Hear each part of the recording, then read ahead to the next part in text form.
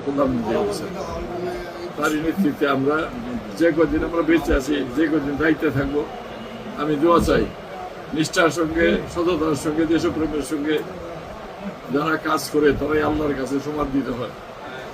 আল্লাহ বলেন আমার রহমতের ভান্ডার অপরিসীম, মানে সীমা নাই। কাজে রহমতের ভান্ডার থেকে বাংলাদেশ একটা গরিব দেশ। আমাদের এইটা দুঃশাসন, ফ্যাসিস্ট গভর্নমেন্টের দুঃশাসন, এর সাথে 5 বছর স্বৈর শাসন এই দেশের অর্থনীতি তলানিতে নিয়ে গেছে।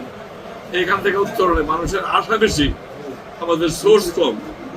কাজে কাজে ওখান থেকে আমাদের উত্তরণের আন্তর্জাতিক যে সমস্ত সাহায্য, আমাদের ইন্টারনাল যে রিসোর্স মোবিলাইজ করে মানুষের জন্য আমরা যদি কল্যাণে কাজ করতে পারি, বিগত 54 বছরের চেয়ে জিয়াউর রহমান, খালেদা জিয়ার শাসনটা ছিল। আমরা আশা করি তারেক জিয়া কোনো বিষয়ে সেই বিষয়ে পিছিয়ে থাকবেন না, মানুষের কল্যাণে উনি কাজ করবেন। ওনার দিক নির্দেশনায় আমরা আপনাদের জনগণকে, সকল স্তরের মানুষকে, জনগণের সঙ্গে, এমপিদের সঙ্গে সঙ্গে নিয়ে আমরা জামালপুর জেলা উন্নয়ন করতে চাই। এটাই আমাদের ইচ্ছা। এই সদিচ্ছা আল্লাহ পাক যেন কবুল করেন। আমরা সকলে দোয়া করবেন। সকলকে অসংখ্য ধন্যবাদ।